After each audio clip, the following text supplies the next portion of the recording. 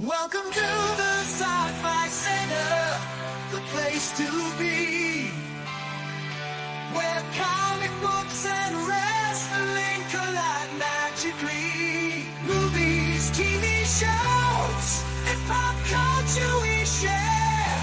Get ready to rock, we're here to take you there. From superheroes to aliens in outer space, we've got the latest news and reviews in our embrace. Turn on your screen, let the neon lights glow. We'll take you back to the 80s. Let's rock and roll. Sci-Fi Center, where the legends come alive. Get ready to geek out, let your imagination fly. We're diving into the past with a touch of modern flair. Sci-Fi Center, the ultimate pop culture lair.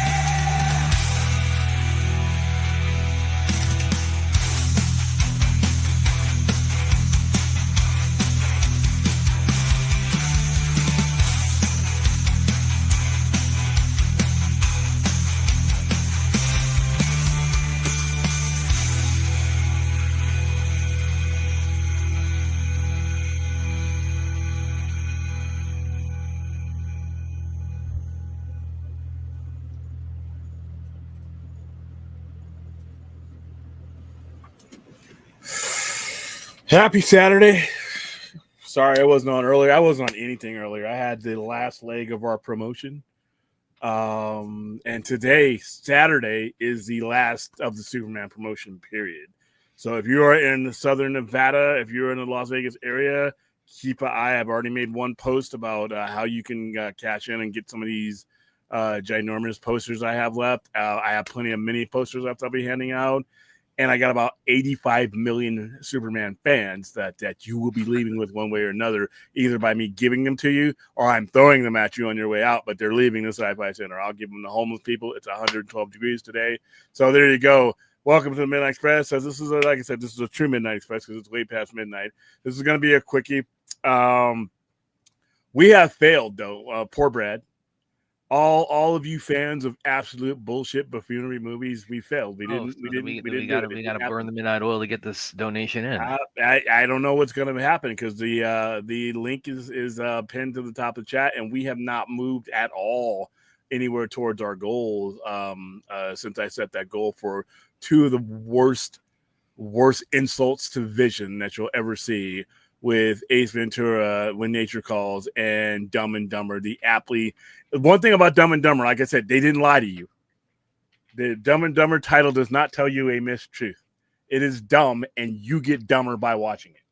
But once again, we're nowhere near the goal I set. So we either, one of two things: we either hate these movies, which I understand because they're both stupid, or you just don't want to send me to clarify. I mean, because we already did the Ace Ventura watch party. Now you say like Dumb and Dumber. The audience has to be 100%. I already have the X ready for you. They have to be 100% clear. Like Dumb and Dumber, it's the one with this bucket, right?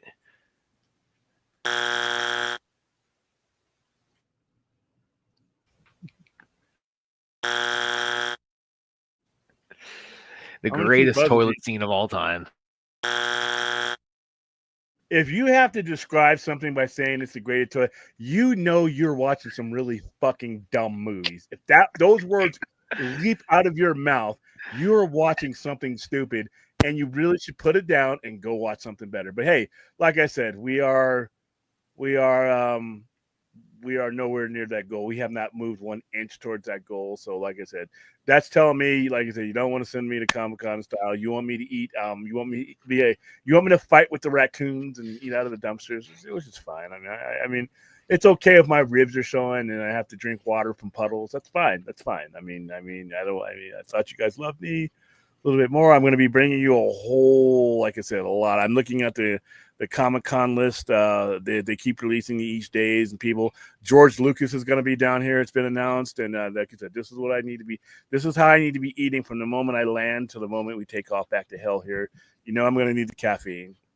and then I'm going to be going places. I mean, I'm going to be going places. I'm going to be taking you guys with me. So we need your support. But like I said, I have offered up my sanity. Well, meanwhile, it's like I made an offer of my own, which is that if we watch the first Ace Ventura, I would watch James Gunn Superman with a completely fair and open mind. And I am now officially in Williams' company because early this evening I went and saw. If you were in my company, you would have saw it on Monday. Oh, not good. I have now seen the motion picture that is James Gunn's Superman. And I saw how you felt about it. I posted kind of a thread. I actually rated it probably a little bit higher than you did. Higher than you did. Yeah, I gave it a flat 7. Yeah, well, that's about what I gave it to. I'll go ahead and post if you guys want to hear my thought or read my thoughts on it. Of course, we'll discuss it here tonight. We'll definitely discuss it more on the show tomorrow night. But we'll do a full spoiler review. Saturday is good enough now. Later on today, we'll do it. Tonight's Saturday's show could be a longer one because I got a lot to cover. And like I said, after I push in stream on that, we're not, unless something comes up worthy of covering. I think we've done a good job covering this. I think we've covered it enough. And at this point, my next promotion is oh shit, I gotta start doing that. I still know what you did. I know what you did last summer, which I have no. Really? People. I hate that franchise. Yeah, so, here's my my thread I was telling you guys about, and I very strategically chose this GIF. Easily ignored. Yeah, you hear I kind of give my thoughts on it, both the movie itself and kind of like the its place in the kind of like the larger DC conversation right now. So I also shared in chat with you guys. Not a larger DC conversation happening right now, but the hell there isn't. You guys. But anyway, long story short, very goofy, very, very, very goofy movie. Yeah, it's 50-50 for me, and a big part of that is Corin Sweat's Superman. He's the first big screen Superman, I would say, he's kind of a dolt. He's kind of a doofus, as Superman. Mr. Terrific, he's my favorite character in it. That's kind of the through line I've been seeing. Like a lot of people, really like Mr. Terrific. Some pretty awesome action scenes in it. And that's interesting too, that like for this being like a franchise starter, it doesn't really do a whole lot in terms of like telling you like where the whole thing. It's actually fairly standalone. It's a fairly like standalone kind of like centered on the story. It doesn't like tease, okay, here's what's going to happen. Here's the big crossover that's going to happen 3 movies down the line. It is relatively, singular in terms of the story it's telling. And I was kind of wondering your thoughts on that, as far as like if this is like meant to be like the kickoff to like the larger universe. Like, do you think this needed to? I mean, you've talked about like you think they need to market this not as one movie but as like the company, just the IP collectively. Do you think this should have done more in terms of like teasing or setups, or was it like better to kind of like make it more of a standalone kind of thing? No, because you need to see his competency in getting it started. The announcement of the people who are going to be working on the subsequent project that's already taken care of everything else. Because this movie, the way its tone is not carrying over into Lanterns. It's not carrying over into Supergirl. It's not, because each of those have different creators, different directors who would not have signed on just to have be pointed in the direction of a studio head. They will agree to certain things, but Damon Lindelof is going to do what Damon Lindelof does. Tom King is going to do what Tom King does. And each of these creators is going to create their own tone. And by design, he has designed it that way. At the same time, that you're in the same universe. But you can be in the same universe and still have different tones. The universe itself does not have a uniform tone, if that's what you're asking me. So we needed to be able to trust the brand that James Gunn started. Well, I'm not talking about like establishing tone. I'm like just like, I'm not saying like, do you think they should have like set a this is what the tone is going to be like for the whole thing collectively? But like, do you think that's what I mean. That's what I mean. Do you think this should have like had like okay, here's like a cliffhanger to like here's what's going to happen in the next movie, or here's like the character that's going to appear here? No, because you're dictating the tone of the very next thing that comes on, and you don't want to do that. You don't want to do that when you have so many different eclectic people working on these things that are going to do their thing. I will say, as far as like the tone thing, there is a let's just say something that happens in this movie made my whatever anticipation I have for Supergirl plummet, to put it gently, and I'll just leave it at that. That's because you haven't read Supergirl, Woman of Tomorrow. This was way too silly an intro to that. That's literally how Supergirl Woman of Tomorrow starts. It literally how it starts. And see, this is one of the things I said in my thread. This is one of the things I said in my thread on the whole thing. This has been kind of my like why I just not been jazzed with James Gunn as a a CBM filmmaker like a lot of other people have, because I mean I walk out of every from Guardians 1. You can take Ace Ventura, but you can't take that. That's damn right I can. Because Ace Ventura, what you see is what you get. You know what you're getting into. Well, if you know Supergirl Woman Tomorrow, that's what you're getting. That's but you're not taking the Mona Lisa and like like drawing like a when has Supergirl been a Mona Lisa in cinema? But she's been a Mona Lisa in comics. Okay. So what you saw in the comic is literally what they did. But that's what I'm saying. It's like if he can't take any of this seriously, why should I? So you're basically saying Tom King is smearing the Mona Lisa. No, I'm not saying that at all. I'm saying like this is that Supergirl you saw is his creation. That version. Yeah, but I'm referring to like this is coming off of like his work collectively as a CBM filmmaker, and this has been my thought on it since the first Guardians. That has nothing to do with Supergirl. It absolutely does. He didn't write Supergirl. He's not directing Supergirl. Which, by the way, this is drifting heavily into spoilers for anybody. Well, no, but they all know Supergirl was in it. They knew Supergirl was in it. People knew Supergirl was in it. But how she enters is literally that's Tom King. But again, how she enters is a punchline. Okay, so you haven't read Supergirl. No, it's not. But you're telling me you can't. You have it. Yeah, I need a yes or no on this. No, I've not read Supergirl Woman Tomorrow. Okay, so I'm basically right now. It's hard for me to have this conversation because in the context of that, you would need that. Well, I hadn't read any Guardians comics. That doesn't make those like silly and farcical. Yeah, but Guardians wasn't. We're not talking Guardians. We're talking Supergirl. That's why I asked you if you had read Supergirl. I didn't ask you if you had read. But that doesn't change the fact that it's like it does. Anticipation plummet. Oh, that's fine. That's an opinion, but it would be better if you had the context of it, because now how does the context improve that? Because if you know what the context, that's the Supergirl that's being portrayed. You can portray somebody being drunk in a way that's not like I'm just stumbling out of the bar and face planting. That's literally what she does in the story that's being adapted. I'm not kidding. That doesn't make it cinematic. I mean, that's an opinion. That's the story they chose to adapt, though. But that's not a James Gunn thing. That's a Tom. Your issue is with Tom King, not James Gunn. That's a Tom King thing. All right. Yes, there will be. Yes, there will, because we're getting us out of ourselves. I'm actually tired of talking. Listen, I don't think I could have burned any brighter when it comes to Superman than I did. I bought more tickets than anybody I know. I bought more tickets than anybody you know. And I probably seen the movie. Yeah, fourth. Yeah, exactly what I'm saying. Fourth. Okay, fuck both of you guys. Like I just said, it's like I had never read a Guardians of the Galaxy comic in my life before seeing. That's fine. But what I'm saying, first of all, do I need to talk super slow so that you guys understand what I'm saying? Do I need to slow down? Is there a button for StreamYard? Fucking listen. Here we go. Your problem, you just mentioned a whole bunch of shit that has to do with James Gunn. That has nothing. That Supergirl has nothing to do. That portrayal of Supergirl has nothing to do with him. So his resume prior to this cameo is not relevant to it. Not to the Supergirl you saw, not to the shit you just tethered on to James Gunn. What the fuck is Guardians of the Galaxy have to do with that Supergirl that is literally a mirror version of the one? You have a problem with Tom King. I'm just saying get your targets right, or at least know what your target is. And fourth, fucking listen, please. I don't think do I talk too fast? Hold on. Let me. I'll be right back. I'm gonna check my stream. Are you not the one telling us that this is the general audience deciding it?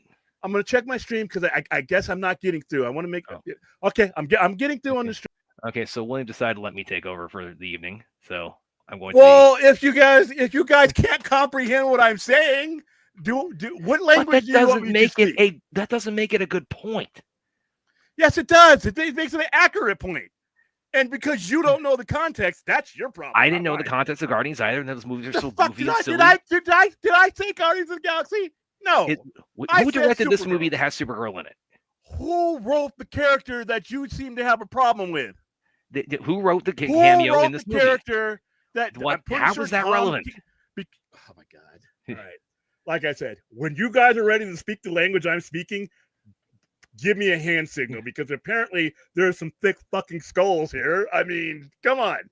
You literally answered your own question over and over again, but because you don't have the context to know where that Supergirl context isn't relevant to the cameo. Yes, it is relevant. Because you're saying, well, James Gunn, this is my problem with James Gunn. And the fucking Galaxy have anything to do with Supergirl World of Tomorrow? Absolutely nothing. That character was written that way for years now. Supergirl Woman of Tomorrow has been out for fucking 4 years. And this is the movie that she's in. This is how she's introduced. That is the Supergirl that Tom King is going. You don't think he was sitting right next to James Gunn saying, this is how I need you to do this? Why do you think he brought Tom King in? And I think he could have given her a better intro than just stumbling face first. He gave her the intro that he wrote.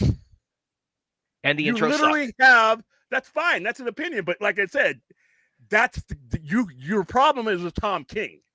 Your problem is not with James Gunn. Well, anyway, Tom King was on the set. Guys, my thread here on this movie is doesn't include anything on that cameo. And fourth, listen, dude, come up with some better shit, dude. Come up with some better shit. But he's right. This isn't. No, it's not. This isn't these other fucking streams where you can just type something stupid and I'm gonna, you're gonna change the watch the raid. Well, that would make it a better movie probably if the raid is like he has like a scene where he's watching the raid. If you guys don't know what the fuck you're talking about, just be honest and say that. It's real simple. I don't know astro fucking physics. I'm honest about that. Yeah. Here you go, Fourth. He didn't even know about it. If you knew what you were talking about, you wouldn't have attached that interpretation. Good. Yes, it does. Yeah, but like I say, accuracy is really important here. Your problem isn't with James Gunn. Your problem was with Tom King. Who wrote and directed the movie that has the Supergirl cameo? Who do you think directed her portion of it? Since that's a carryover into the whose name is on this movie? Okay, once again, you can talk to yourself into this bullshit. I'm done, and don't bring up Fourth shit anymore because he doesn't bring anything to the conversation but bullshit. All right, does anybody tonight have anything relevant to fucking say? Well, they're all my side. Anybody in here? I already won the debate, it's not a war. It's not a war. I'm not fighting a war. It's my show. There is no war. Does anybody in the chat have anything relevant to say instead of talking in fucking circles at 1:21 in the morning? We need to do better. I mean, I said an intro cameo was stupid because it's stupid. That was my thesis on it. Yeah, but you went on to blame somebody who didn't write that fucking character. I blamed the man who did the cameo. Okay, then you're wrong. I'm wrong that he filmed the cameo the way he did. He filmed the cameo the way the character is written by the director that he hired to do it. You think Tom King wasn't sitting there? That doesn't have anything to do with anything. Yes, it does. Because you don't know what it means. Doesn't mean it doesn't have anything to do with it. Make it good though. What was wrong with that? So you have a problem with the story. I have a problem with it the first time I see Supergirl. Like you have a problem with it. Okay, fine. Like I said, this is what I mean by not knowing what you're talking about. And you have a problem with the story. The idea that Gunn's prior work is not that has nothing to do with that cameo. It's the through line that's leading up to this. See, there you go. It's the through line that leads to a thick skull. Anyway, all right. I'm going to sift through the chat to find some relevant shit. I'm skipping. That is not a real. What? No. What is he gay? I don't. Okay, Aaron. Well, I mean, I don't know if he's gay. Either way. I didn't get any implication. Yeah, there's no real indication either way about it. All right, skipping all. Yeah, thank you, Fourth. Fuck Fourth. Again, I don't see why this is controversial. It's not controversial. It's just like I said. Some people like Supergirl and the Flash, and some people love her. You're just drifting. You guys are on a canoe and you just like dropped your oars and you're just floating. You're floating in a sea of bullshit. That's what you guys are doing. I'm gonna sift through some of the chat and see if I can find something that's actually gonna make the show. I say better. The man who wrote the cameo, directed the cameo, the way the cameo ended up is the man responsible. Okay, like I said, all you needed to do is say, "I don't know what I'm talking about." I do it all the time. All right, so I'm skipping all of Thor's because, like I said, all you want to do is turn my chat into the other streams that you're in, and I just don't feel like doing it tonight. Damn right There I am, are- Clint. That's why we brought Chase Ventura on here. There are plenty of other streams you can go on to fuck those streams up. I'm just not feeling it today. this morning. No, I do not think she's gonna outdo Sasha Kaye for me. And maybe Now something. that's a legitimate opinion. That's an opinion right there. That's legitimate right there. That other shit. You know what else is a legitimate opinion? Her cameo in this movie was stupid. That's a legitimate opinion, but when you rambled on about James Gunn, I'm like, what the fuck are you talking about? I rambled on about the man who did the cameo. But not the person who wrote and designed the character that you saw. He wrote and designed the cameo the He way it did turned out. Okay, I'm like I said, just say you don't know what you're talking about. It's not hard. You know, he's whose name is on this movie? Tom King or James Gunn? Once again, I can say I'm whatever you're saying. I'm translating it because I know what I'm talking about. I understand now. You don't know what you're talking about. No, she did not, Music Man. No, she did not. Did she already? What did she already outdid? Oh, You what's think dude? it's It's a cameo, dude. You can't outdo a character. The in a cameo. reason why I asked Mr. Who was gay is the fact they made him gay in the Arrowverse. Oh, yeah, okay. yeah. There's no. I mean, yeah, the movie doesn't really, the movie doesn't specify that either way. If anybody watched the Arrowverse, that might have even been a problem because you know how people get.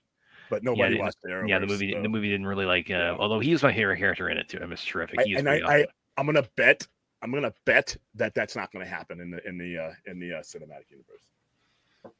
He was my favorite character, and apparently there's talk of him getting a spin-off series with him and Jimmy Olsen. With Jimmy Olsen, I could care less of this version of Jimmy Olsen if I ever see him again. I wouldn't mind. Listen, Jimmy Olsen. Listen, all of the Fourth World appeared in a Jimmy Olsen comic, so you could make him relevant. And that's the other thing I wrote in that thread about. There are characters in this movie you could like Cat Grant, Perry White, Rick Flag. You could take them out of this movie completely, and they would not fit the movie at all. They really there are aspects of this movie that you could have taken out and given more time to Lex to make him a deeper character. He's basically a genius and a tech genius.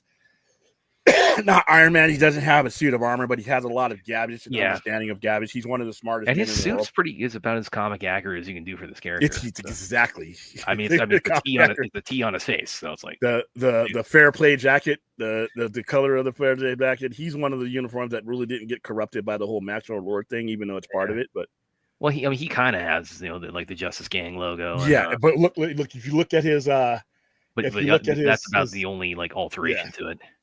Everything else is accurate. Yeah, the monkeys. And this hold on. That's a spoiler. Technical spoiler. Well, I don't know if I'd call that a spoiler. That's just like that's a spoiler. I reacted to the monkeys in kind of the same way. If you've seen Phil's, Phil did a spoiler review though. Yeah, so he go watch that if you want to get spoiled on this. But I reacted that I wasn't quite as not quite as bad as he did. I thought it was stupid. I rolled my eyes because it was rumored before the movie came out that there was this was a plot element, and I saw oh, you gotta be kidding me, this actually made it in. And the hashtags were stupid. Do you think that was a jab at us? The monkeys with the hashtags, or was that just a kind of general people on the internet get overzealous? I think it was jagged. I would think it was the latter. I think he's just making fun of everybody on the internet, which he should do. We will never ban the words "raid" on this channel. Damn, it will not.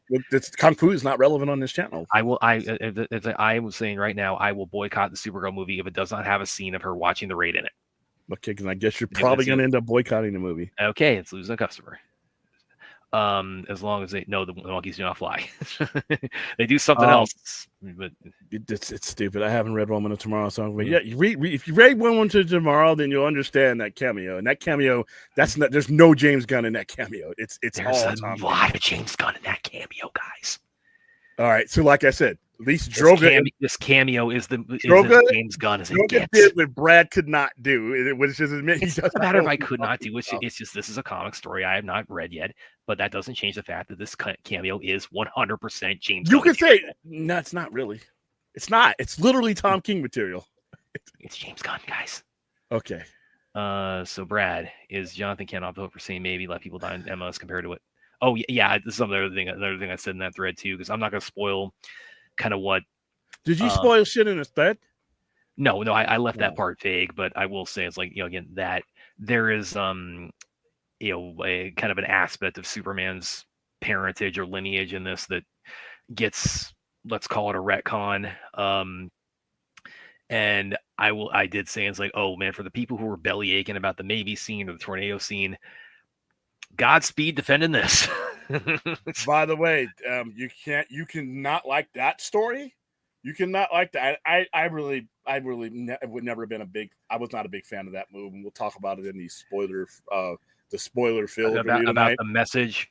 I was not a big fan of that. However, he took it directly from Last Family of Krypton, L on Earth, 2010 storyline. He literally, and actually verbatim. I mean, I wasn't expecting him to actually verbatim that speech, and I wasn't a fan of that. I did kind of like enjoy the fact that, you know, this one, leaving it vague, there is a recording from Jor-El and Lara that Superman has in the Fortress of Solitude. I did think it was kind of a nice touch that it's in Kryptonian. They're not speaking English when it plays, or I mean, you know, the idea like the past versions, like you hear it in English, but the idea is like they're really speaking Kryptonian. This actually plays the words of his Kryptonian parents in Kryptonian, and it gets translated into something else, and that something else again is like, again, it's if you objected to the maybe scene, the mental gymnastics around this, they're incoming. However, like I said, it's not without precedent. See, what they did in Man of Steel hadn't been done anywhere. So people are mixed about that. I got mixed opinions. There's more things about that you know.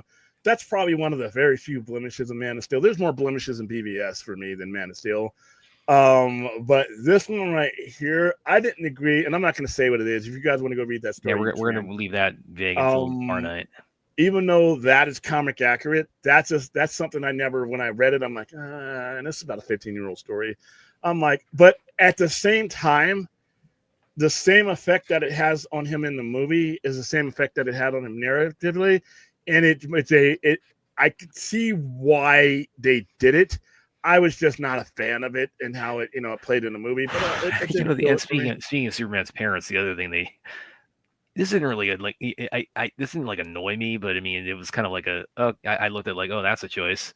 Is the Kents in this, which both of them are alive. You know, Jonathan and Martha are both alive. Traditionally, it's it's usually kind of portrayed that Jonathan dies before Clark becomes Superman. In this version, they're both alive, and Gunn basically made them into the Beverly Hillbillies. He looked at John Byrne's Superman, which we will be covering later on this evening. Something's on the box for you. You might want to look at. I got your boots for you. In the post-crisis universe, Jonathan Kidd is alive, and he stays alive. So they basically, when John Byrne retconned Superman and made Man of Steel, he did not have that. He did not have Jonathan Kent dying as all the previous generations did. But yeah, the way that situation with Jor-El and his parents, that message, he kind of used it in this movie to kind of define him a little bit more as far as decisions and things goes like that. And that's what they did in the comic that he took this from. He took a lot of things. As I was sitting there, I could instantly recognize everything he did and everything he took it from. Some of it worked, a lot of it doesn't for me, because once again, I always tell you, a comic book's a comic book, and like I said, like you can Supergirl Woman of Tomorrow. Hold on, you can have an opinion about how her intro was, and I'm not going to detail. If you guys haven't seen the movie, you got till tonight before I continue. I fuck it up for you. So, but fucking up for him. Not liking her intro is one thing, but like I said, just don't be fair. Don't attach it to. It's literally. Even Clark said, and I'm not going to spoil it. Clark actually says something that is like literally verbatim with And I'm a fan of you going off script. To be honest with you, I'll take whatever you're shoveling. I'm not. When people say it's more comic booky and it's ripped from the pages, that kind of stuff is like scratching a chalkboard for me, because I know what a comic book is. Intimate. I know what a comic book is. I know how I feel when I read a comic book, and I know how I feel when I watch a movie. They are not the same all the time. Some things work. Yes. Some things don't. And when you have some things that don't, it kind of gets cringy. That's a decision, though. If you have a problem with James Gunn, it's his decision to adapt that storyline. That's an opinion all of its own. But if you're going for what he has chosen to be the heart of the character that he's adapting and the style of the character, if we're judging it on those merits, then your problem, like I said, is with Tom King, because he designed that Supergirl, that I'm not going to use, I almost said something, that it's introduced in this movie in a really stupid way in this movie. Yeah. That's Tom King 100%. Which, be honest with you, listen, it tells me that, yeah, James Gunn is directing some stuff, but for better or for worse, he's going to let his directors and his screenwriters do their thing, and he'll basically be oversight. Because there are things that, once you've made the decision and you chose your director, that's it. There should be no undermining any of the thing. You have set things in motion, and that's it. Once you made the decision, once you said Tom King is your writer, I forgot who the director but I know Tom King was heavily involved in it. Once you've made your decision on your creative and you back him, and that's there are going to be. I don't think that a lot of people for the defense of Brad. I think the majority of people are going to be with Brad on this one. They are not going to like this. Right, they are. They're not going to like the Supergirl, even if James Gunn had nothing to do with it. Even if it was somebody else that hired Tom King and the directors to do it. This Supergirl, people got a vision of Supergirl is this prissy, damsel that has superpowers and just basically is a jobber to Superman. The one that Tom King wrote, this is going to be interesting because I don't think it's going to be accepted that way. I think it's going to be. I think half the people are going to hate it, and half the people are going to be okay with it. I love the Woman of Tomorrow storyline. I think it's the best interpretation of Supergirl, personally. But I know for a fact that even readers were split on that. So it's a bold move for him to go. So you're telling me that, if I had gone and having read Woman of Tomorrow, I still would have not liked it. You would have at least known what you're talking about in the context. Yeah, I didn't say you're going to like it. Dude, I've handed that book to people who've bought it back to me and said this wasn't for me. But at least they were informed. Those people who didn't like that book would at least know who designed that version of the character. She even had the coat. The coat that's in there. I'm like, wow, dude, you're really going. And, No, I mean, other than Guy. Other than Guy. Yeah, his presence. Hold on, I don't want to answer too much because I know it's. I mean, his presence. That's about I don't think there's anything. Nothing I saw. Not. Yeah, but I don't want to tell you whether there's lanterns in there or not. I want you to see the movie. We'll spoil it tomorrow. But it's known that he's in it. I don't think it's a spoiler. Well, no, there's known that Guy Gardner's in it, but there's not known about any other lanterns. Remember, Guy Gardner is one of many lanterns we'll see in the next year. See what else you got for us, guys. Fort says, Superman says, yuck, we done found you yonder there, space rocket, Clark. You might be super duper or something, okay? Yeah, no, really, that is kind of how they Phil said they kind of came off as country bumpkins, which is like they kind of, it's pretty accurate description. They're from the country and they're pumpkins, so yeah. Those accents really were hard to. He really leans into like the country western side of it with the Kents in this. We are we 11 days away from Comic-Con? Because I believe 23rd. It starts the 23rd for me. Yeah, we're 11 days. Oh wow, man, it's creeping up. And like I said, it looks like I'm going to starve to death. Because let me check. Because I don't think we're. Droga. I mean, darn. Yeah, you might, but I mean, it's like I'm not holding my breath based on what I saw. What does he say? What is it? He said I already knew she would outdo Sasha when Millie was cast. I can't. I mean, Millie Aycock hasn't acted in very many things. She's still learning how to act, so I can't really tell you. Maybe it's just to be her breakthrough, but I've only seen her in one thing, and that was House of the Dragon. She did a good job here, but there's a good job considering what she was asked to do. Yeah, this is gonna test her abilities, because if they're gonna keep this as accurate as possible, which it looks like they are, judging from what I saw, she's gonna have to go places I haven't seen her go. That doesn't mean she won't, because I haven't seen her or anything to be able to judge it. But this is going to be the most challenging roles that she's. Well, and that's kind of similar to what I said too about like Corn Sweat's portrayal of Superman. It's like I think he did good considering what he was, the portrayal he was being asked to give. Because like I said, this Superman is kind of a doofus. This Superman, he's not the brightest penny in the fountain. Yeah, and they made him. It's a cartoon. If you like cartoons, you're going to love this movie. You're going to absolutely adore this movie. If you like it, because like I said, the difference between this and Man of Steel is Star Trek, science fiction. This is Spaceballs. Star Wars. I wouldn't even say that. No, this is Spaceballs. This is total Spaceballs. Nah, it's not that bad. It's not a bad movie. Spaceballs is a bad movie. Star Wars. It's I mean, fantasy. it has a Star Wars-esque Yeah. kind of opening because it has this a similar kind of title crawl in the opening where it says, okay, 300 years ago, metahumans showed up, and then it sort of outlines these different timelines, and then 30 years ago, Kal-El landed, and then 3 hours ago, he got beat up. No, I wouldn't put Spaceballs in anywhere near the conversation because that's a parody. That's supposed to be a joke. This is the difference between fantasy and science fiction. It's the difference between Star Trek and Star Wars. If you prefer the more fantastical elements of things, the cartoonish way, then this movie is for you. If you prefer the more science fiction element, then Man of Steel is going to be for you. But you could like them both. I like them both. I love Man of Steel. I liked this movie. I had an experience with Man of Steel. I had fun with this movie. It's just different levels of it. I fucking hate that movie. What are you talking about? We've said on this show, I guess this one is just, it's stupid. I don't like buffoonery, guys. I don't like buffooneries, and I'm not big on parodies. So, I mean, I feel the same way about those. Brad has his opinion about Scary Movie. I have the same feelings about Galaxy Quest and all the other stuff. I'm just not on board with that shit.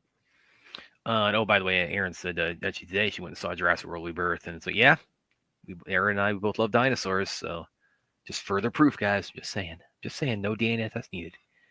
But yeah, I do agree with you. Lord of the Rings is fantasy, but so is Star Wars. Star Wars is fantasy. It's based in somewhat science fiction, but it's pure Star Wars is fantasy. Well, Star Wars has like the metaphysical elements of things like the Force and. Yeah, but there's nothing nothing they do science-wise is based on Star Trek, they have science fiction theory, even if some of the stuff is far beyond theory, it's relative theory that you can actually trace back to actual, science, not in Star Wars. They do so much stuff in Star Wars that's just pure fantasy. Everything. Everything is and that's fine. That works for that movie. But if your preference is science fiction and mythology based on science fiction, then for me it's always going to be Man of Steel. Superman. No, I wouldn't go this far. It's not a dumb movie. Yeah, so I'll probably see this one more time, probably like over this weekend. So it's like it's not. It doesn't. Superman, does not lack rewatchability. Yeah. I don't think Thor: Love and Thunder is an atrocity. There's no 2-time Academy Award winner in the movie with a fucking tutu on it, so you can't even put that in the thing category. I do think the humor, and the wacky tone in Superman kind of goes overboard, but it does not go overboard to Thor: Love and Thunder degrees. But William and Brad, isn't Greg Gillespie hit or miss for you? Well, every director. I mean, if it's not Denis Villeneuve, it's hit or miss. I'm sorry. That includes some of my favorites. Every director is hit or miss. Every director, in my opinion, is hit or miss, except for maybe a handful. If you're being honest, Ridley Scott is hit or miss. J.J. Abrams is hit or miss for me. The only person who's every movie that he's done that I don't think has been a miss is Denis Villeneuve. Everybody else is hit or miss. James Gunn is hit or miss. So I mean, all these guys are hit or miss. So I can't really say. I mean, he was hit or miss within this movie, I thought. Yeah, I mean, and that, like I said, a lot of what we're saying is preferential because there are a lot of people, like I said, they got those cartoon goggles on, and this movie is going to appeal to them. It's also going to appeal to a wider range of people, like kids and families, except for one scene. Something that happens to the dog is definitely. Which again, like now. No, I'm not even talking about that one. That one. The thing I'm kind of with you now on the whole they took out the part of Ultraman punching Crypto. It's like but then the stuff that they do to Crypto in this movie that was left in like worse. Yeah, but I don't think there's another scene. There's another scene in here that is not consistent with the movie as far as like acceptability tone wise. That kind of sets itself apart. Than everything else that's done. That's what gave it its PG-13. Everything else in this movie is this is for a family. This is for a family. That's why I think Fantastic Four is going to do well because Fantastic Four. I don't know, is that Fantastic Four PG or PG-13? Yeah, that's going to be a one that that invites everybody involved. Whereas Superman, yeah, but like I said, there's a couple of things in it. But the rest of it is cartoonish. It's cartoonish in a way that he made a business decision to bring in everybody. And I think for me, it can never be a 10 or any higher than a 7 because of that. 7 is as solid I can give it. That's a good rating. But when I talk about Man of Steel, we're talking for me near 10. We're Yeah, talking about near 10. and that's, I mean, again, you're talking about personal assessment of the movie and things like that. I mean, again, I'm ruminating on this a bit more over the weekend, but in the long run, I don't think this is going to have like the longevity in the cultural conversation, as long as Man of Steel has. Yeah, that's what I'm thinking, but that's that. I may be biased, but that's what I'm thinking. I mean, Man of Steel, 12 years later, people who absolutely loathe it can't shut up about it. So same with BVS. So I mean, this is it's definitely going to have an audience. Definitely, I think it should be relatively successful commercially, but I don't think it's going to like maintain a grip on the public zeitgeist the way that Man of Steel has. I think the universe will, but I don't think this one movie will. I have a sense of humor. Listen, everybody's sense of humor is different. Everybody's different humor is different. The stupid shit that Brad laughs at, I look at him like he's crazy. Some of the stuff that I may think is not funny, he thinks I'm crazy. Humor is subjective. I'm not into buffoonery, and I'm not into. I'm not a parody guy. I don't like any of them. To be honest with you, I mean if you can call Tropic Thunder a parody, then that's the only one. That's it. That's the last time I laid down my money that I take seriously. Remember, I'm the second cheapest man on the planet, other than William Powell Sr. So my money is important, and when I put that money down, I want to be entertained into something that I'm like. And I don't find the buffoonery funny. But if you do, that's fine. I don't know if I'd call it. I mean, that was basically. I don't know if this is like an apt comparison to what we're talking about. 100 Dalmatians was basically them trying to make a grounded, realistic movie that made money. Oh, he's talking about the live action one, and that's tough. I mean, again, that's actually if you really truly understand what 101 Dalmatian is, what she's doing with the Dalmatians, it's fucked up. Okay, yeah. Think about it's kind of fucked up. You just sit there and think, well, she's got a nice coat. Wow, that coat. Yeah. Okay, you got one starred here when William was 4 years old. His parents put on Scooby-Doo, Looney Tunes, Rocky, and Bullwinkle, and Terrence parents can't say shit. Okay, so when I was 4 years old, they did put all this stuff on. But guess what? When there's one TV in the house, when the old man came home and he watched Dirty Harry, when he watched Halloween, when he watched all that other stuff, I was sitting right next to him. I didn't have all the, I couldn't, when somebody, would come home and take over the TV, I didn't have anywhere else to go. I watched it. So at the same time, Saturday morning, I was watching Wile E. Coyote. I was watching all of these things. But at the same time, I was watching other stuff. And here's to the first part. I was 4. Just because I enjoyed something at 4, 5, 6, 7, 8, 9, and 10 doesn't mean when I look back on that. See, I'm not one of these guys that it reminds me of my childhood. Wow, this gave me a warm and fuzzy because it reminded me of when I was a little kid. You know what reminds me of my childhood? My mother, Sharon Powell, has a scrapbook and of pictures of me and all the stuff we did. We got home movies and all that stuff. When I need to remember my childhood, I will call my mother and I will have it. She will gladly open up all that shit. I don't need grown ass William to be reliving 5, 6, 7-year-old William. I'm a fucking adult, and that's what I want to watch. I need my entertainment to be consistent with where I am now. All right, I don't need to, I don't need to go back. I don't need to get into the TARDIS and go back. Wow, these are the good old days, 1982. I wish nothing could ever change. No, Superman and Superman and all that stuff, the cartoon stuff, Super Friends, that was cool for 5, 6, 7-year-old me. I'm a newsflash for you guys. I'm not 5, 6, or 7 anymore.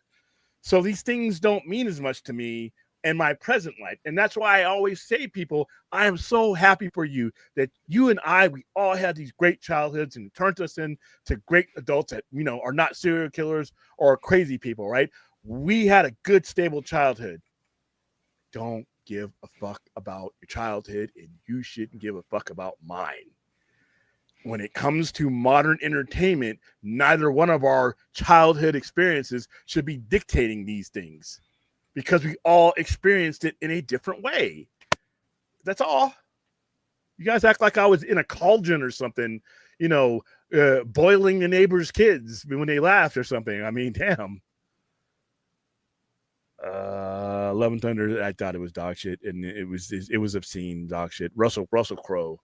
That pained me to watch again, that. and he's been in 3 CBMs, technically 4. I mean, he's got the voice cameo in Zack Snyder Justice League, but I don't know if you can count that at the same extent as his other comic movie roles. But it would just go by the 3: Man of Steel, Thor: Love and Thunder, Kraven the Hunter. Which he was actually good in Kraven the Hunter. The movie wasn't good. He wasn't bad in it. The movie was very. The movie was just whatever. But and then Thor: Love and Thunder is the opposite. It's unforgettable. He's in a tutu with a horrible Italian. And then Man of Steel. It's like I'm gonna go on a limb and say that Man of Steel. Yeah, that's the best of his comic movie roles. Is Denny Villeneuve's Bond going to be a hit or miss? Listen, until Denny misses, in my opinion, I'm going to say hit. Now I know it's coming. I know, because nobody's perfect. I know it's going to come eventually. He's going to do. He'll go off the beaten path. He'll do some human interest shit. I'll go see it because I go to see all of his movies, and I'll have to rush out of the theater to cleanse myself. I know it's coming, but right now, until he gives me that, then I'm going to say hit, Chuck. Yeah, Dune Part 3. Dune Part 2. I watched it. Scenes of it the other day. I watched the speech where Timothée Chalamet should have been nominated for that role. That movie is great, and it's a damn shame that because of when it got released, it wasn't. It got nominated for Best Picture, but that whole release time thing, and then obviously we go with what the Academy was doing. I think Denny's gonna get his Oscar, but it'll probably be for this movie. But yeah, Dune 2 was one. Dune 1 was good. Dune Part 2 was epic. It's literally what an epic is supposed to be. Yep, it starts really soon, because they're going to start to have to go all over the world, because they're not all on. I don't think Messiah takes place all on Arrakis yet. Or I have to look. It's been so long since I touched those books. Let's see. Speaking of Star Trek, William, what are some of your favorite comedy films? Obviously, Tropic Thunder. Tropic Thunder is not just a great comedy film. It's a great, and the people they are believable in their stupidity. Robert Downey Jr. has to believe that he's absurd character. Who's so met that he gets like the surgery to do blackface in. He's like, "What do you mean, you people?" And when he starts getting to it, and then the black guy's like, "What do you mean, you people?" And I'm the dude playing the dude. As another dude. And the only reason he didn't win that year is because Heath Ledger gave a once in a lifetime performance. Do you think he understood himself? Yeah, he's probably gonna take this one. Yeah. He said so. He said so. Okay. When he saw The Dark Knight, there was nobody. When I saw The Dark Knight, I hadn't seen everything else. I think Tropic Thunder came out, and it didn't matter. You could have gone to Vegas, and if you had a bet, they would have taken. I think they just take it off the board, because there was nobody that was beating him that year. Well, he got his Oscar eventually. Yeah, he got it for a movie. And unlike some people where they say, "Oh, we didn't give you for the movie that you should have got," here's a movie that you're kind of getting. Here's your Oscar, so that you don't die with that one. Oh, you're fucking Ridley Scott. Okay, so Tropic Thunder. Wow, dude, I don't really. We're going back. The Toy with Jackie Gleason and Richard Pryor. Because I watched that with my dad. A lot of this stuff was because I watched it with him and we just laughed. I mean, he laughed and I was like, okay, I guess I'm supposed to laugh.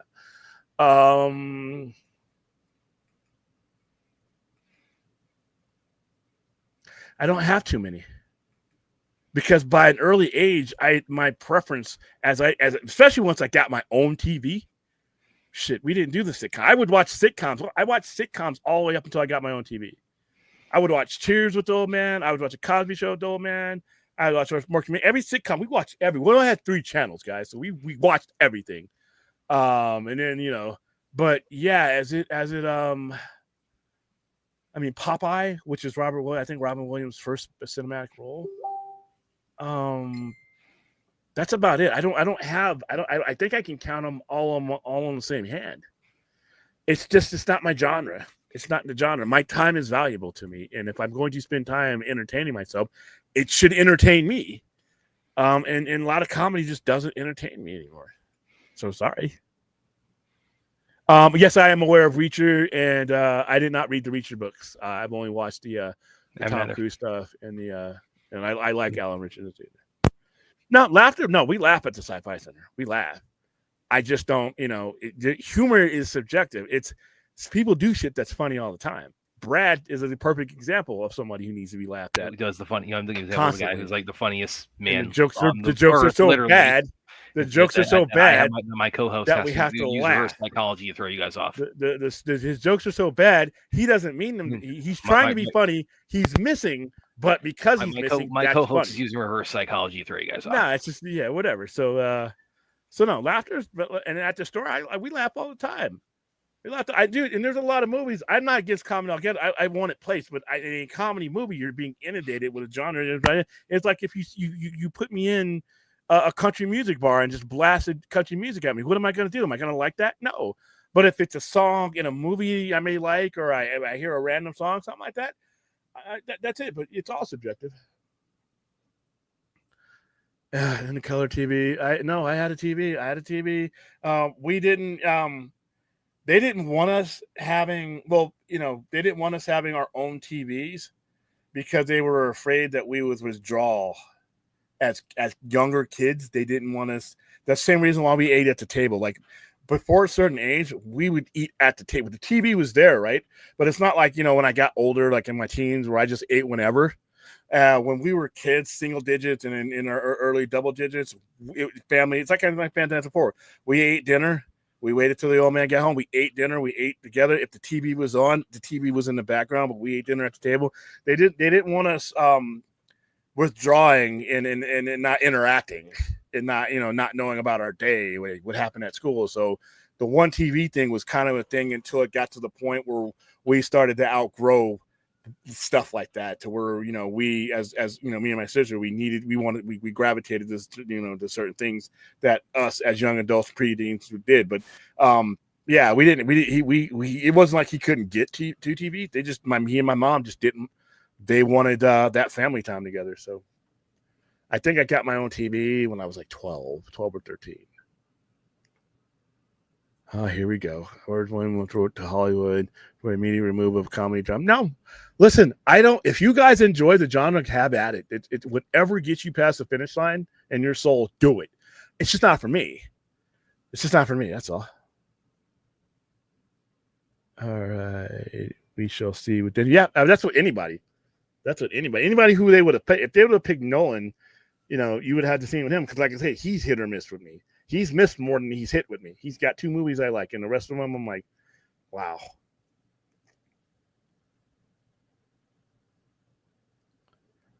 All right, that's on my chair. All right, not bringing that up. Cruella de Vil. That year. Oh, not that year, Music Man. I loved his performance. It made me laugh, and that's hard to do, obviously, apparently, according to you guys. Heath Ledger's literally there's like I said, that was one of those performances, like when you start thinking of Don Corleone in The Godfather, Al Pacino in Scarface,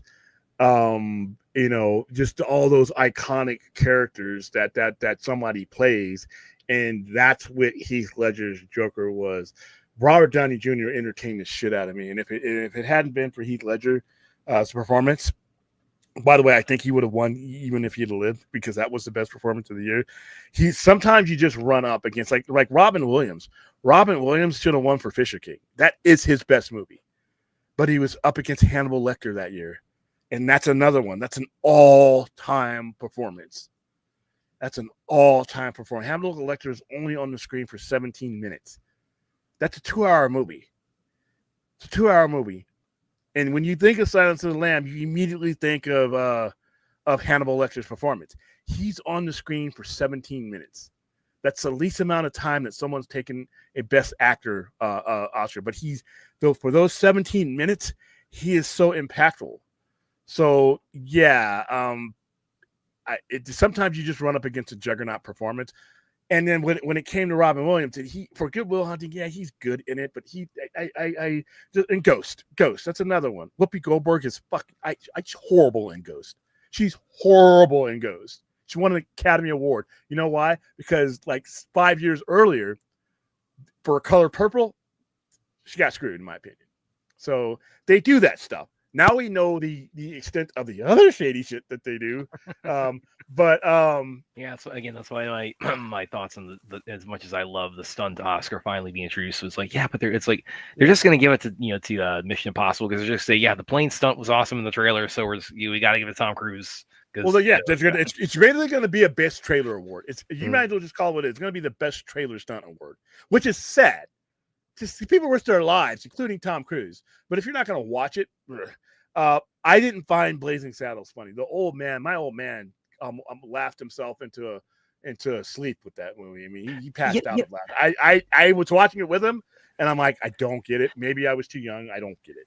You know what I'd really be interested in too, with the stunt side of Mission Impossible was the submarine part because there is an element of that that's obviously CGI, but there's also a lot of practical stuff with it. Practical stuff where people could have died. Exactly. So it's like I mean, like the way he gets out of the sub, that's definitely not, that's definitely not practical. But yeah, no, but, no.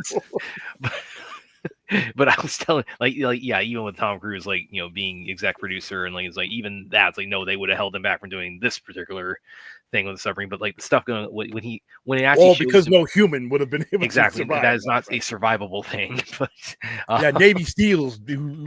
You know what I love about that part? I can't wait to watch that movie again on streaming because I mean the submarine part. Okay, for those of you who haven't seen the new Mission Impossible, basically.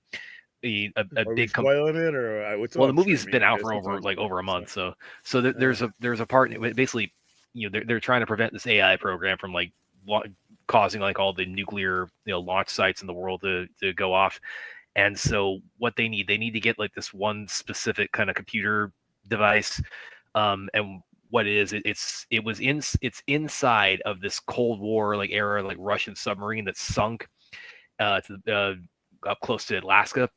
And the movie spends an hour setting this up, where it's like, okay, we got to drop him off here, and we're gonna shoot him out of the back of the submarine here. He's gonna swim to it with this scuba suit on, and he's doing Ethan Hunt's doing this all by himself. Go into this submerged half filled with water submarine, go in there, fetch this one thing out of there, and get back up, one piece, and we'll catch him when he's got we're gonna row out there and get him. And when he gets inside of the submarine, he's looking around for this thing, but he long story short, his activity in there, this submarine is it's kind of perched on this underwater cliff. So when he starts rooting around in there for this thing, he kind of goes in the missile room and he bumps around a few of those big torpedoes, and it causes the submarine to roll on this underwater cliff. So he's in this again. When he goes into it, it's kind of half full of water, but it's under several hundred feet of water. So he's having to navigate this whole thing as it's slowly rotating, and Tom Cruise is doing all this inside of this. I mean, on a studio set or not, I mean this shit is really dangerous what he's doing. Yeah, just the water pressure and the pressure where they're at and how deep they are. They're really deep in that. And he's really scuba diving in that. And it's just not. That's probably the most intense scene of that movie. Oh, I didn't move a muscle that whole time. I mean, that was it is the one thing to other than the rock climbing scene in 2 that I have some. By the way, that rock climbing scene and that sub scene, that's like kindergarten with the rock climbing scene. And that's a master's degree with that submarine. That what he's doing in that submarine is just that is. Well, and see, that's the thing though is the plane stuff got all the attention. I mean, deservedly so. Yeah, they used it. They literally used it as the damn. But I mean, that submarine parts, I'd love to see the behind the scenes on that, because that is some horror movie shit. As far as how much that scene has you on pins and needles when he's doing this. Yeah, and again, I won't spoil. He basically, when he gets inside, he thinks, okay, I'm just gonna go get the thing, go out and just go back out the hatch that I came in through to get back out. Of course, it doesn't quite go to plan like that, so he has to have this other method of getting out, which I'm not going to reveal what that is, but it's a real. It's pretty scary. All right. The toy is not only out of pocket, it's borderline racist. It's really sexist. It would not fly today. It would not fly today. Some of the things that Jackie Gleason says, because back in the 80s, we dealt with race a little bit differently. We made fun of it. We made jokes about it. We would be comedians, Richard Pryor, who was in this movie, Eddie Murphy, not even Chris Rock. A lot of the guys of that era would literally be making fun of white people and racism. And guess who's in the audience just yucking it up with us, white people. We just weren't like we are now. Archie Bunker would never happen. Him and George Jefferson, that would never happen. There's certain terminology that George Jefferson used towards white people on national broadcast TV that is not happening today. But the white people at the time, it's like they had no guff with it all. They were laughing and shit. They'd show up and his black guy saying, "Oh, white people this, white people that," and they're getting there laughing because we weren't taking it. The 80s was just different. I don't know whether we should have been taking it. I don't know, but I know we weren't. We weren't. Eddie Murphy he would literally point out a white person, a white couple in the crowd, and be dogging them. And by the way, not just white people. By the way, not just white people. I mean, it was very equal opportunity, and it was equal opportunity, like for black people on black people kind of humor. I mean, the Richard Pryor. Go watch some of his old stand up. I mean, the quantity of his use of a specific racial epithet that starts with N. I mean, that alone was just. Well, okay. I'm gonna let you know. In the toy, there's actually a group called Clan Watch in there, and they ride around in this band with a circle on it with a clan. It's hilarious. But like I said, there's a lot of stuff in the 80s you couldn't do in the 90s. See, Soul Man. Go look up the movie Soul Man with C. Thomas Howell in it. No.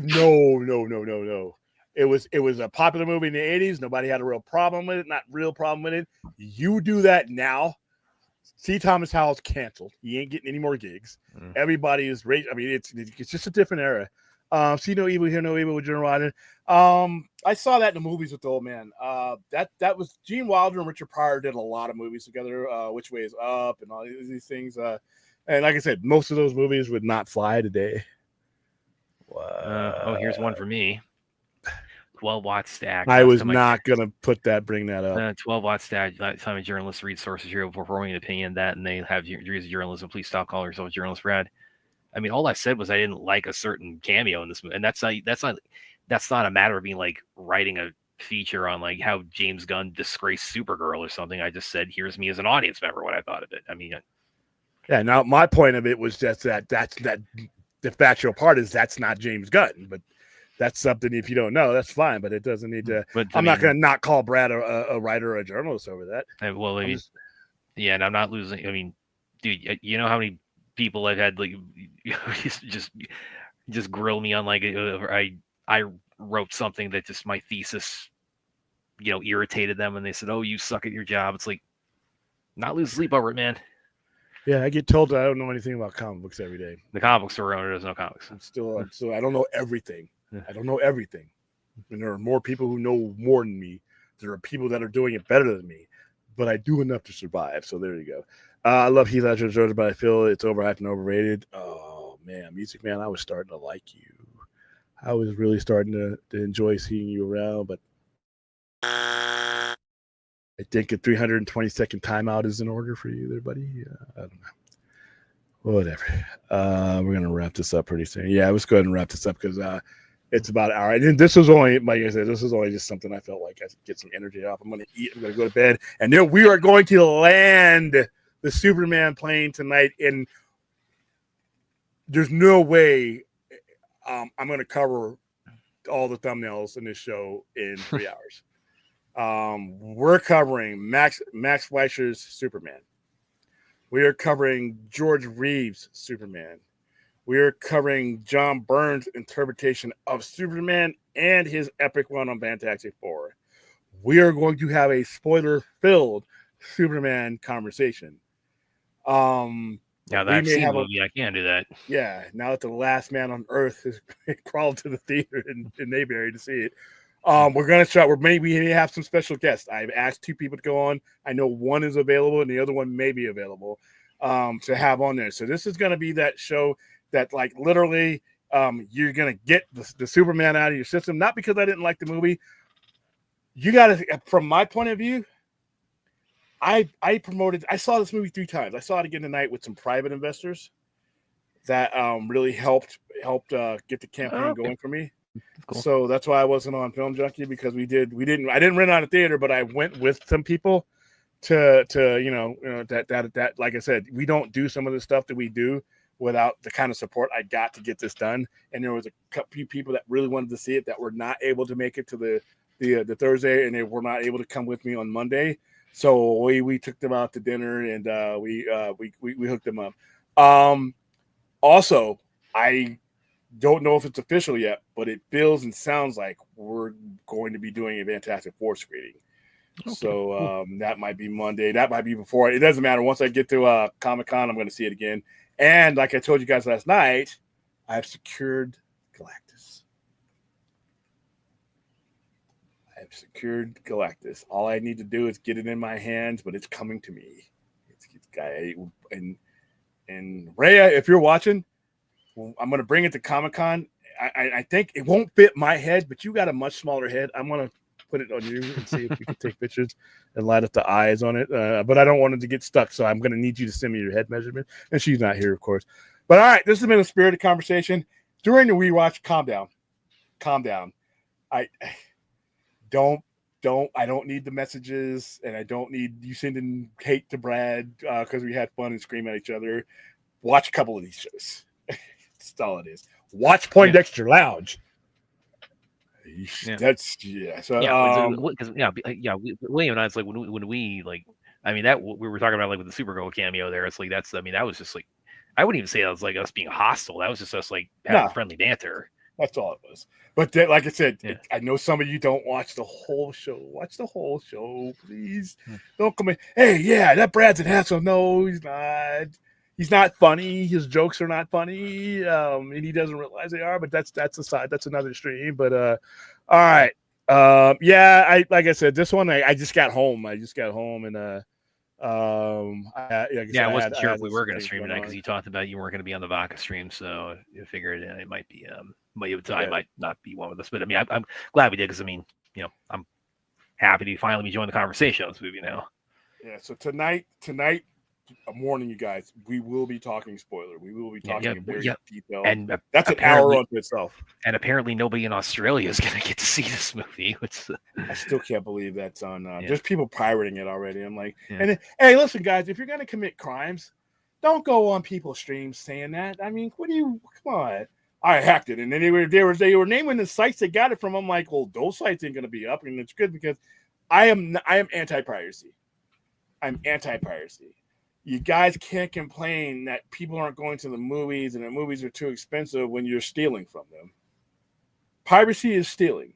And it's not just stealing. If you want, the theater business to stay alive, you may have your disagreements about how it's run, but stealing from them doesn't help. I guarantee you. When you steal from somebody, the prices go up from everybody else because that cost doesn't go down just because you got it for free. They didn't get to make it for free.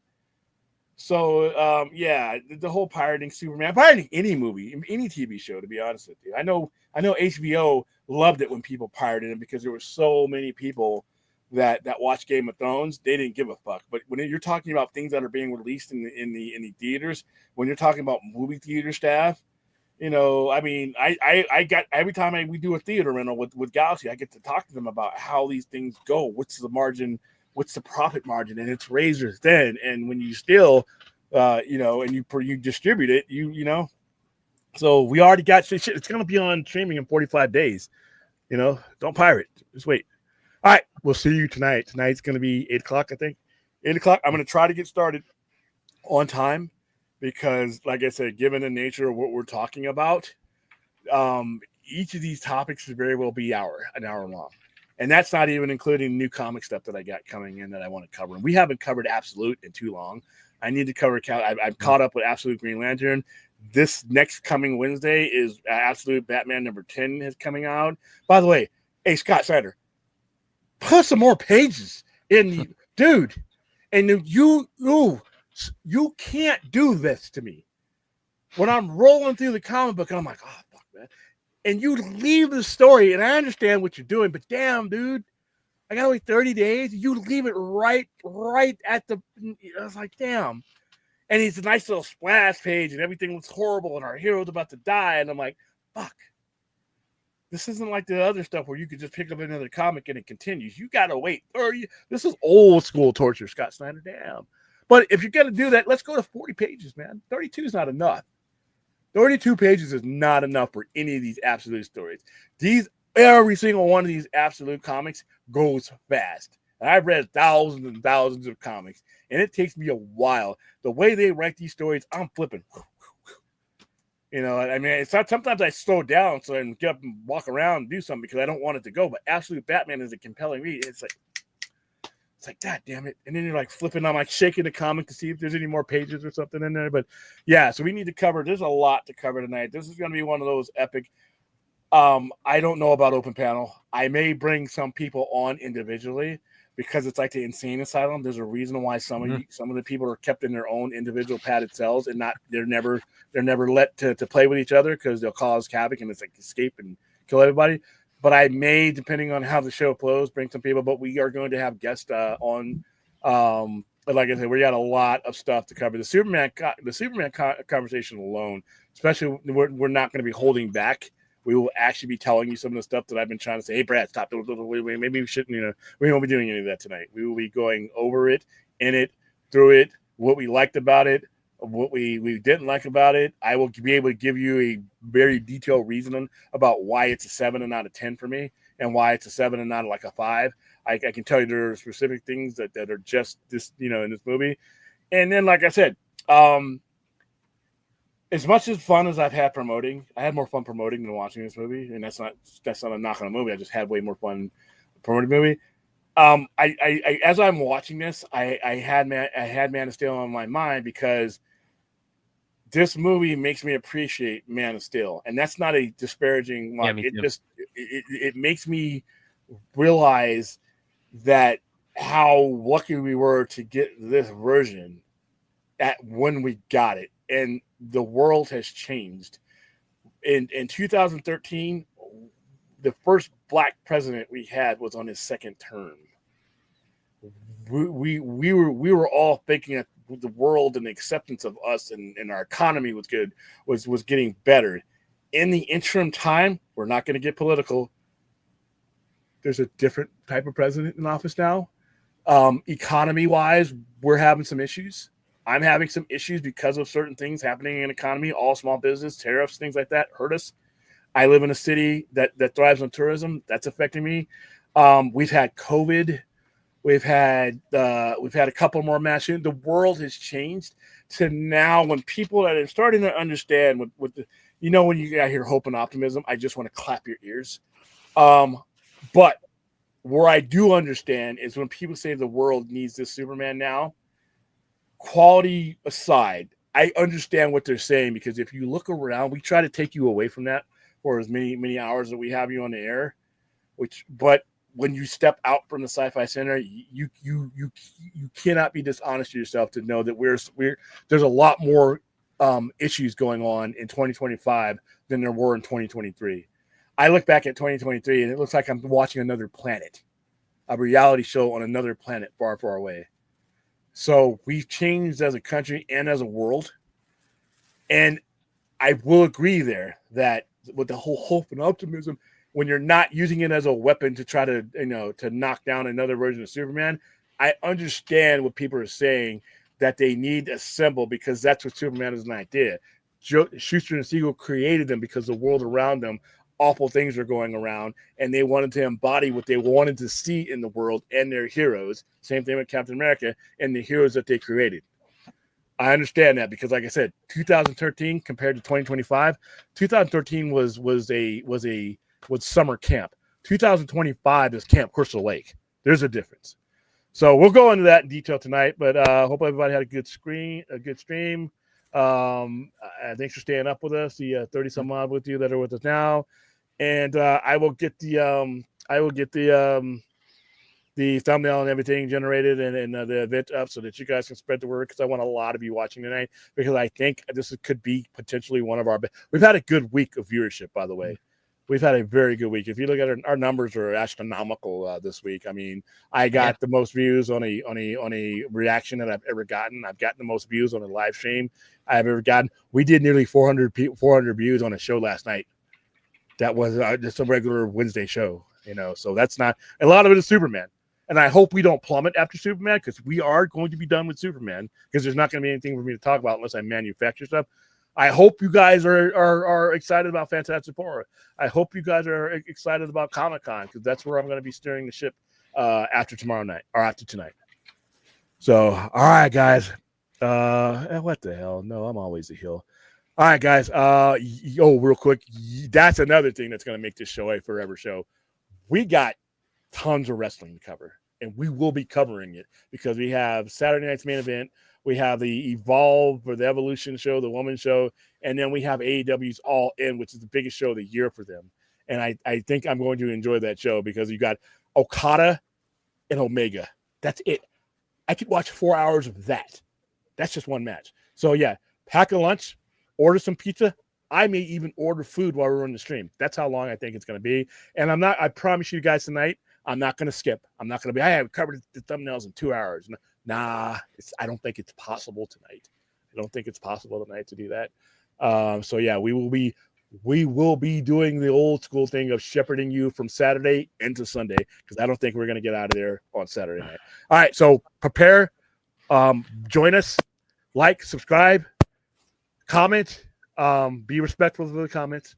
Not just for me, I can take it, but be respectful for our we're interacting. When you guys put comments in there, we're interacting with the rest of our viewership. Don't treat them like shit.